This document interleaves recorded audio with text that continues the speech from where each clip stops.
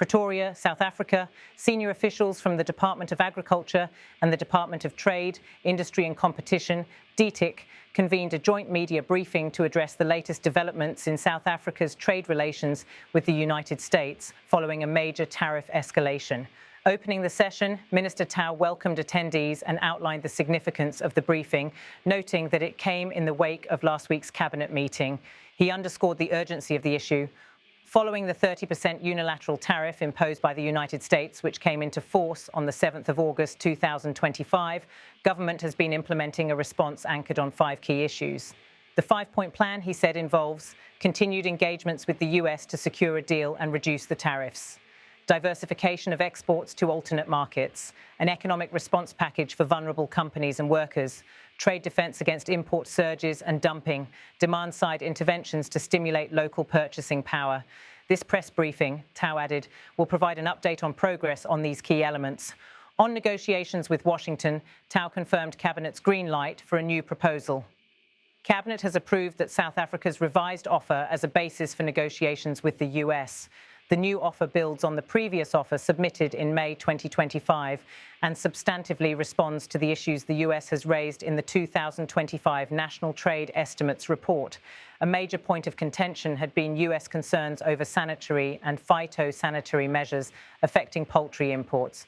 Tau said these had now been addressed in line with international standards. South Africa has already addressed sanitary and phytosanitary measures in compliance with the Paris biosecurity protocols affecting poultry.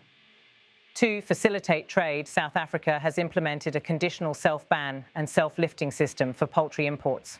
This will ensure, Tau explained, that the US is able to leverage its ability to the tariff rate quota of 72,000 tonnes already agreed in 2026. Progress has also been made on other agricultural products. With regards to blueberries, Tau said, we've granted market access for states that are free of fruit fly and agreed to mitigation measures for those states with fruit fly. On pork, he added, it is open, subject to the biosecurity requirements. In a sign of improving trade flow, Tau revealed the USA-Africa Trade Desk has informed us that it will be shipping containers of poultry and pork to South Africa in 2 weeks' time, which is testimony that these issues have been resolved. These shipments will come from multiple US states, including Georgia, Mississippi, California, North Carolina, and Alabama, departing from ports in New Orleans, Savannah, and Norfolk. Beyond agriculture, Washington has requested that South Africa consider lowering certain tariffs to align more closely with the European Union's preferential rates under the SADC-EU Economic Partnership Agreement. Tau said consultations with local industry and the Southern Africa Customs Union are ongoing to identify potential tariff adjustments. Turning to the domestic support strategy, Tau highlighted that Cabinet has endorsed a comprehensive economic response package. This includes the creation of a dedicated export support desk to serve as a direct point of contact for affected companies. Since being operational, thus far, 23 companies have utilized the export support desk, Tau reported. Additionally, officials have engaged with more than 54 South African exporters to the US, addressing negotiations, clarifying tariff impacts, and exploring market diversification options. The measures aim to help businesses absorb the shock of the tariffs while safeguarding jobs and production capacity.